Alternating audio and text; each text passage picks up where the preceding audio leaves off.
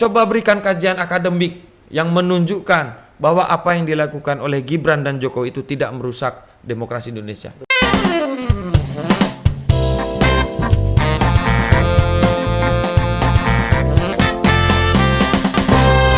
Halo Sobat Indo Prime, selamat datang kembali di podcast Indo Prime yang pastinya selalu menghadirkan informasi yang eksklusif, menarik, dan sangat inspiratif. Di episode kali ini kami menampilkan sesi tentang puncak perlawanan mahasiswa dan akademia. Untuk membahas lebih lanjut tentang puncak perlawanan mahasiswa dan akademia ini, kita telah menghadirkan dua narasumber, yaitu Bapak Pierre Senjaya selaku Ketua Umum Corong Ganjar dan juga Bapak Surya, tim pemenangan daerah Provinsi DKI, paslon Capres dan Cawapres nomor 3. Baik, di sesi kali ini kita akan bahas puncak perlawanan mahasiswa dan akademia. Dan akhir-akhir ini ramai kritikan dan sikap kepresiden dari para kampus dan universitas di Indonesia. Banyak sekali viral dan berita-berita tentang hal ini, bahkan semua sivitas akademika itu melakukan protes terhadap demokrasi saat ini. Oleh karena itu dari narasumber kita akan dengarkan apa nih kira-kira dari para kampus dan universitas ini di Indonesia, apa tanggapan Anda? Ya, jadi begini Pak Coco. Berbicara tentang respon dari sivitas akademika ya, dari berbagai kalangan, baik mulai dari mahasiswa sampai guru besarnya ini kan. Betul. Sebenarnya kita harus pahami latar belakangnya. Jadi memang secara umum yang kemudian menjadi latar belakang kenapa kok tiba-tiba ada gerakan mahasiswa yang begitu masif, terus juga kenapa ada gerakan guru besar yang menyatakan sikap para begitu, dosen dengan ya. para dosen begitu masif.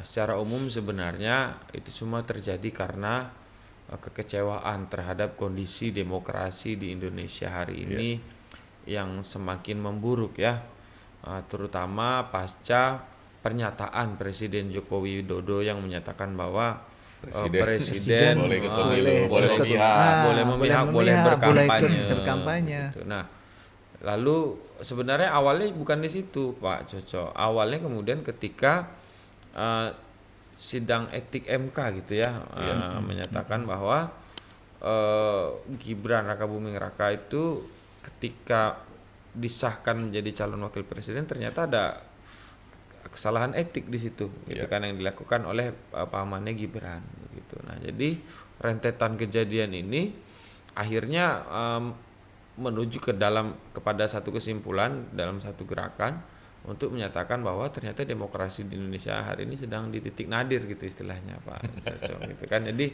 sedang hancur nih demokrasi di Indonesia. Nah, oleh itulah karena itu tadi akhirnya segenap sivitas akademika mulai dari mahasiswanya menyatakan sikap. Itu sama-sama kita tahu, ada dari BEM UGM menyatakan sikap ya, itu sebelum kejadian Pak Jokowi itu udah mulai menyatakan sikap. Terus juga BEM UI gitu ya. Benar. Itu menyatakan dari sikap dari awal sidang MK itu kan udah mulai mencemooh, udah mulai mengkritik, loh kok bisa-bisanya presiden ingin melakukan praktek nepotisme gitu kan, atau dinasti politik di republik Nepo ini. Baby. Iya. Bahkan sampai media asing. Itu media asing loh, sampai menyoroti Nepo Baby segala macam. Jadi memang setelah mahasiswanya ini memberikan kritik, ditambah lagi tadi kejadian Jokowi menyampaikan itu tadi kan, menyampaikan statement. Akhirnya memicu guru besar, dosen untuk menyampaikan kritik juga terhadap kondisi demokrasi di Indonesia hari ini, gitu kira-kira. Iya, jadi saya tambahkan juga, bahkan saya siang hari ini saya pakai baju Joko Widodo nih. Ya kan, kenapa? Kita sudah menjaga Pak Jokowi ini sejak pertama kali Pak Jokowi hadir dari Jakarta. Sudah menjadi tim sukses gitu ya. Dari Pak Jokowi mau maju gubernur, Pak Jokowi maju periode pertama, sampai dengan Pak Jokowi maju periode kedua. Nah, tapi semuanya menurut saya ini sebuah proses pembelajaran. Moga-moga nih sampai juga ke Pak Jokowi ini, presiden kita yang tercinta, masih tercinta loh sampai saat ini, bener nggak? Iya kan? Gitu. Semoga beliau bisa sadar lah, mulai terketuk pintu hatinya, ya kan, melihat bahwa ini bukan hanya tim suksesnya paslon 03 loh yang bicara, bukan tim suksesnya paslon 01, Tetapi sudah sampai akademisi berbicara, guru besar berbicara, bukan mahasiswa loh. Kalau mahasiswa dikatakan masih terlalu muda, wah baru umur 17, baru umur 20 kok. Kamu ngerti apa sih tentang Demokrasi. tentang demokrasi, tentang sistem tata negara dan seterusnya. Ya, tapi yang mau dikatakan di sini adalah benar itu benar, salah itu salah. Hitam itu adalah hitam, putih itu adalah putih. Jadi kalau dikatakan harusnya presiden sebagai pimpinan tertinggi negara nggak boleh cawe-cawe, tidak boleh memihak dan harus netral, itu harus dijaga marwahnya.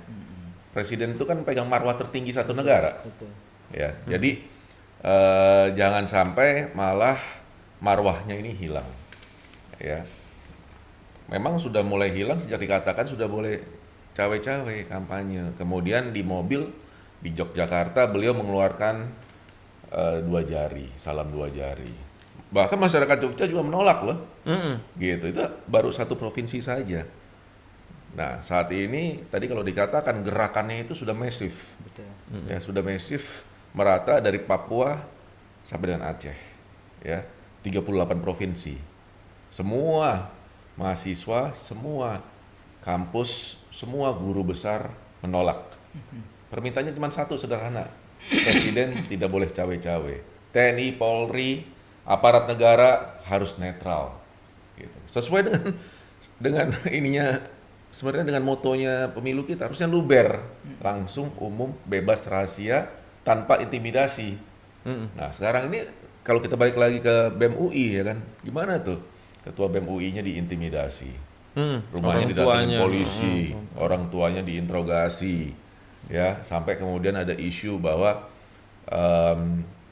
ketua BEM UI ini melakukan pemukulan atau penganiayaan terhadap pacarnya gitu. Kok pacarnya dianiaya, pacar ya disayang kan? Iya, apa black campaign gitu. Waduh. Kita melihat ini satu pembelajaran politik yang tidak baik gitu. Bahkan sampai terakhir Menkominfo mengatakan itu Pak Jokowi bagi-bagi berasnya depan istana itu kemarin pas Lebaran. Wah, ini makin kacau lagi. Ini Menkominfo memang karena dulu jebolannya Projo gitu. Jadi akhirnya kalau disuruh apapun juga ya jalan aja gitu. Nah, tetapi sekali lagi Menkominfo pun mendapat sentimasi negatif.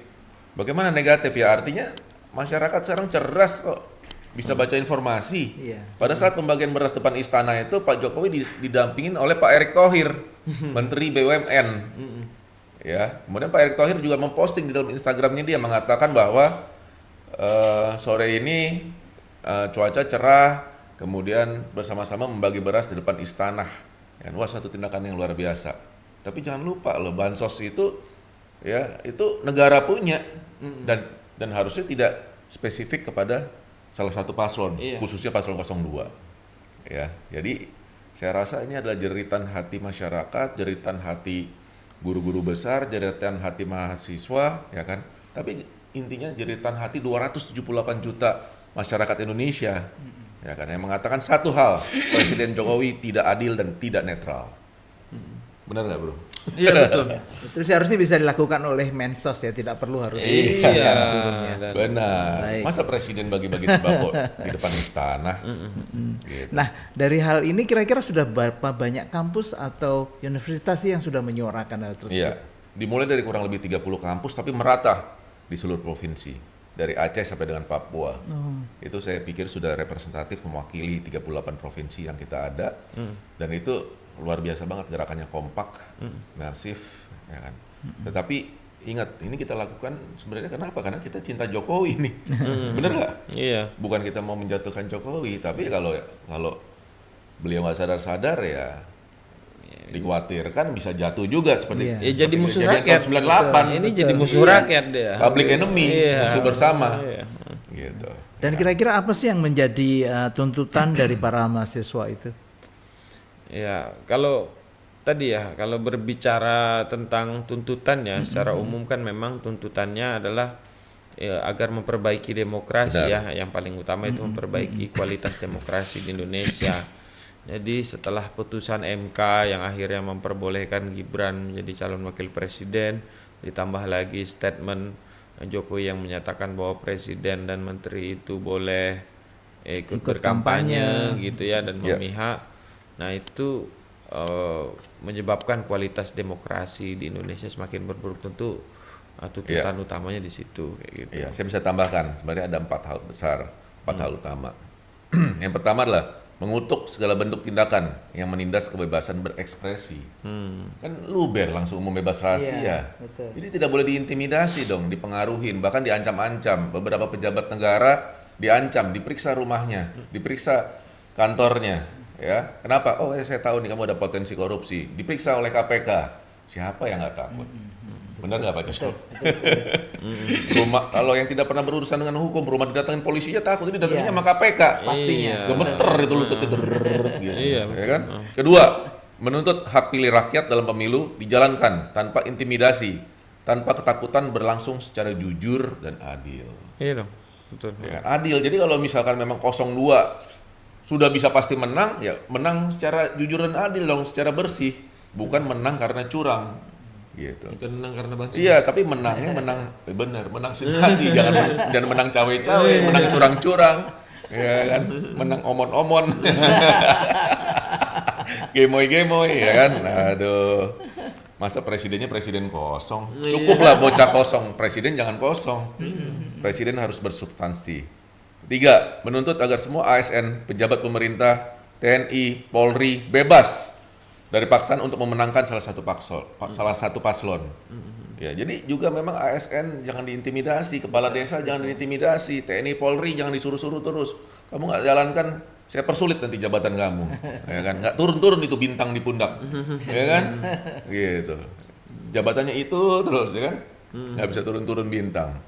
Yang keempat, menyerukan agar semua perguruan tinggi di seluruh tanah air mengawasi dan mengawal secara ketat pelaksanaan pemungutan suara serta penghitungannya di wilayah masing-masing. Itu Pak, sebenarnya tuntutannya. Tapi ini saya rasa sekali lagi, tugas kita bersama sebagai masyarakat Indonesia untuk melakukan semuanya. Memastikan pesta demokrasi ini berjalan jujur, adil, dan rahasia. Kan itu kan hak kita. Misalkan Pak Coco pergi ke TPS, gitu. Pak Coco nggak mau sharing, oh saya nyoblos 01, 02, atau 03, itu hak Pak Cocok loh. Ya, jadi tidak boleh diintimidasi. Oh Pak Cocok, kalau kamu tidak coblos 02, saya sikat kamu nanti. Ya, nggak boleh seperti itu. Hak setiap manusia. Ya, jadi untuk benar-benar rahasia dalam melakukan pemilihan. Gitu. Kebebasan bersuara. Jadi mau milih manapun juga ya bebas. Seperti Dari itu. semua hal tersebut, menurut Anda apa sih harusnya tindakan yang dilakukan oleh pemerintah untuk mengatasi hal ini? Iya, tapi sebelum masuk ke situ ya Pak Joco. Jadi gerakan perjuangan yang dilakukan oleh mahasiswa dan Civitas Akademika tadi ternyata dikritik balik oleh pendukung 02 gitu kan. Nah, salah satunya itu Grace Natali ya, pimpinan Partai PSI itu dia sempat bilang, oh jangan-jangan mereka mendukung paslon lainnya begitu kan. Nah, ini kan yang akhirnya menjadi tendensi buruk ya buat kualitas demokrasi di Indonesia. Jadi agaknya para pendukung 02 itu masih belum memahami apa beda antara politisi, praktisi dan juga akademisi. Nah, itu dulu. Karbita. Iya. itu Ketumnya aja 2 hari masuk jadi ketum. Iya. Betul. Nah, itu kan harus dibedakan dulu ya Pak, baru kita masuk ke substansi Iya. pertanyaan Bapak tadi. Jadi begini. Sering ada perbedaan ya dalam sering ada klaster lah perbedaan yang disebut praktisi, tentu dikembalikan kepada orang-orang yang praktek ya, orang yang melakukan praktek, yang melakukan pekerjaan teknis sehari-hari, misalnya praktisi perbankan. Nah, itu kan merujuk kepada karyawan perbankan atau manajemen perbankan yang bekerja setiap hari. Lalu ada juga yang disebut akademisi. Nah, akademisi itu tentu orang-orang yang secara akademik mempelajari atas satu bidang ilmu. Misalnya tentang ilmu politik, maka mereka melakukan riset, melakukan penelitian, melakukan pengembangan atas ilmu pengetahuan di bidang ilmu politik itu sendiri. Nah, ini kan dua hal yang berbeda, yang mana yang praktisi, yang mana akademisi. Nah, istilah politisi itu biasanya merujuk kepada praktisi politik, gitu kan, orang-orang yang melakukan kegiatan politik, gitu. Nah, jadi harus dibedakan yang mana yang akademisi, yang mana yang praktisi, yang mana politisi tadi harus dibedakan. Nah, yang berbicara itu adalah civitas academia. Berarti adalah akademisi. Mereka orang yang mempelajari teori, mengembangkan teori, melakukan riset agar ilmu pengetahuan ini menjadi lebih baik lagi. Bukan orang-orang yang sedang melakukan praktek politik atau politisi seperti yang Grace Natali lakukan. Grace Natali kemudian bilang, oh mereka jangan-jangan sedang mendukung paslon lainnya. Loh, mereka tidak sedang melakukan kampanye kok. Iya. Mereka orang tidak yang digaris bawahin kita minta pemilunya luber kok. Iya. Bebas rahasia. Mereka tidak ada paksaan, tidak ada intimidasi. Jadi guru-guru saya rasa objektif kok. Iya, guru-guru besar itu, Civitas Academica itu, profesor-profesor itu beserta mahasiswa-mahasiswanya sekalian, itu menuntut perbaikan demokrasi kok. Benar. Mereka mengkritik apa yang dilakukan Jokowi, begitu kan?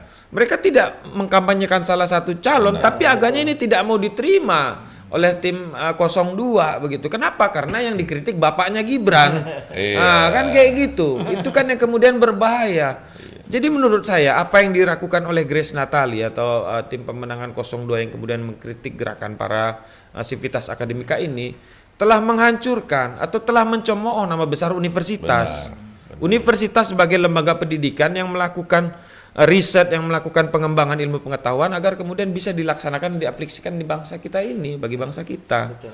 Nah itu kan sangat sangat berbahaya apa yang disampaikan oleh tim pemenangan 02 itu.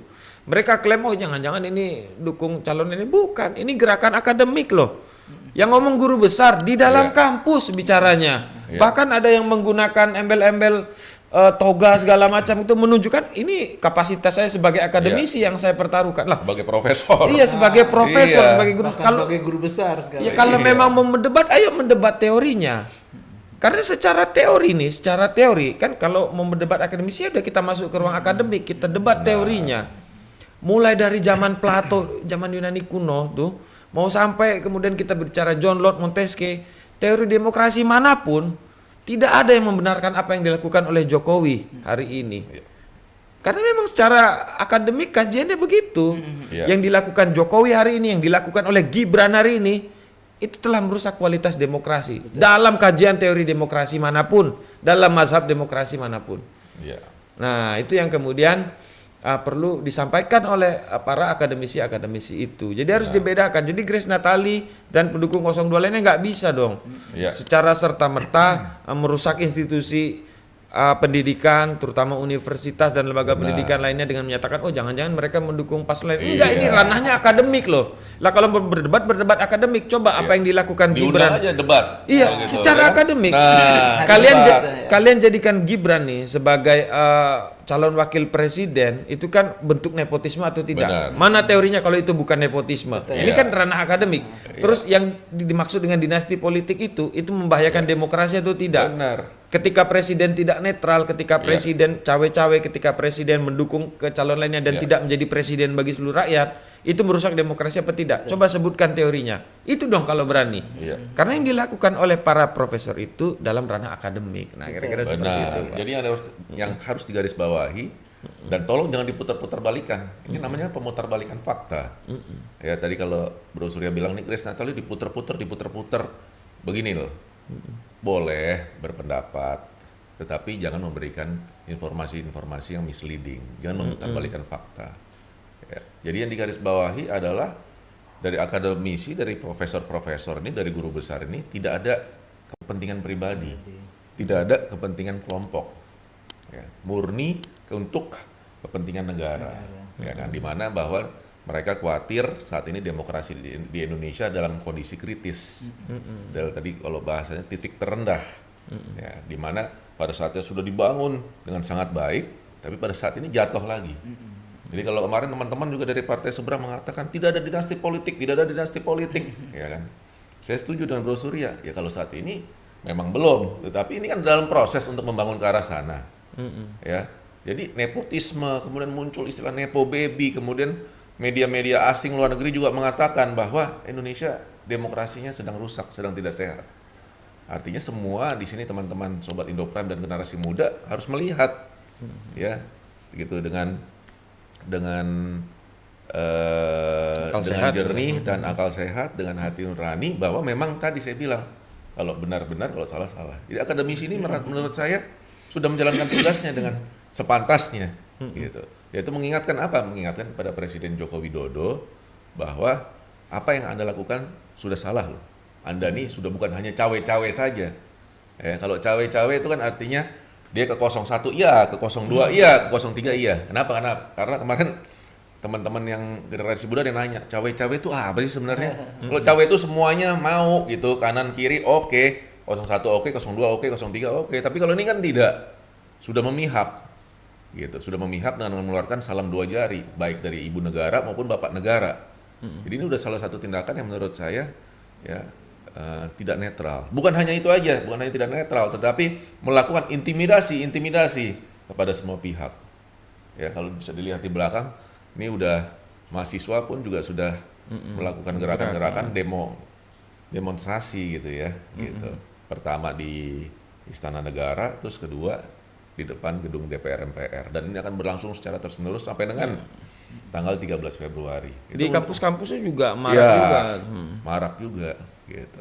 Dari sikap Civitas Akademika dan juga para mahasiswa yang sudah dilakukan ini, apa sih, apakah ada pro dan kontra?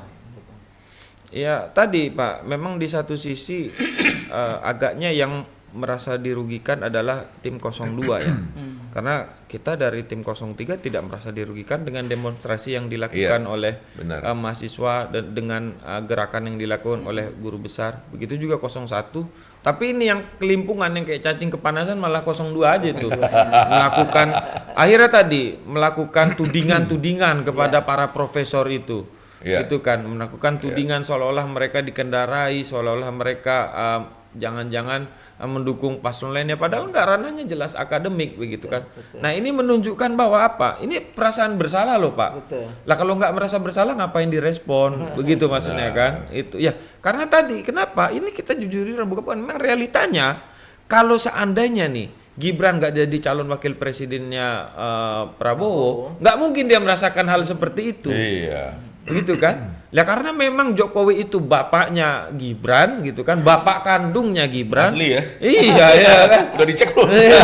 Karena Jokowi itu bapak kandungnya Gibran dan Jokowi melakukan tindakan gitu kan yang kemudian dapat merusak kualitas demokrasi di Indonesia, maka dari itu mereka merasa tersinggung dengan apa yang dilakukan oleh profesor, guru besar, mahasiswa Civitas Akademika yang ada di universitas-universitas ini. Malah dibilang balik, oh jangan-jangan ini mendukung salah satu calon. Nah justru statement yang seperti itu merusak kredibilitas universitas. Mereka mencabik-cabik, mengoyak begitu loh harga diri universitas. Banyak loh Pak, ada UGM, ada UI, ada UNPAD loh yang menyampaikan.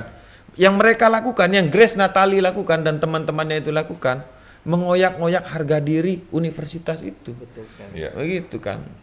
Jadi dari hal semua yang apa yang sudah kita dengar ini tentunya harusnya pemerintah segera bersikap ya, kalau tidak karena akan sangat berbahaya.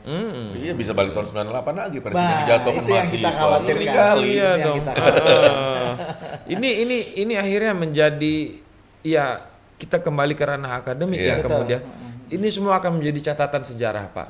Bahwa kemudian rombongan 02 itu ya baik itu kemudian Grace Natali begitu kan, baik itu kemudian di sana ada Raffi Ahmad, baik itu Erick Thohir, baik itu Bahlil, baik itu Airlangga Hartarto, Luhut Binsar Panjaitan, mereka lah orang-orang yang kemudian membudayakan nepotisme di Indonesia.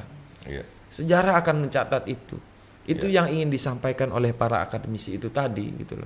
Sudahlah maksudnya gitu kan. Mari kita kembalikan kualitas demokrasi di Indonesia hari ini. Begitu. Sejarah akan mencatat Budiman Sujatmiko yang ngomongnya reformasi segala macam tapi dukung nepotisme. Gimana itu ceritanya? Coba berikan kajian akademik yang menunjukkan bahwa apa yang dilakukan oleh Gibran dan Jokowi itu tidak merusak demokrasi Indonesia. Karena memang secara teori apa yang dilakukan oleh Jokowi dan Gibran merusak demokrasi di Indonesia kayak gitu. Nah, Sobat Indo Prime, tentunya mungkin semakin paham, mudah-mudahan ini sungguh membuka wawasan kita semuanya dan juga sharing knowledge hari ini sungguh memberikan kita untuk bagaimana kita harus bersikap dan bagaimana kita mengetahui para Civitas Akademika dan para mahasiswa itu menyuarakan aplikasinya menyuarakan semua intuisinya yang sudah menumpuk barangkali ya, ini karena sikap pemerintah sendiri yang tidak cepat bereaksi. Baik, jadi mudah-mudahan apa yang sudah kita sampaikan hari ini Sobat Prime mengerti dan juga sudah mulai membuka pikiran dan siapa yang harus kita pilih. Mari kita bersama-sama bersihkan hati, bersihkan pikiran. Jangan lupa untuk senantiasa like, komen, dan subscribe podcast kami hari ini. Semoga membawa berkah bagi Anda semuanya. Terima kasih, salam sejahtera untuk Anda semuanya. God bless.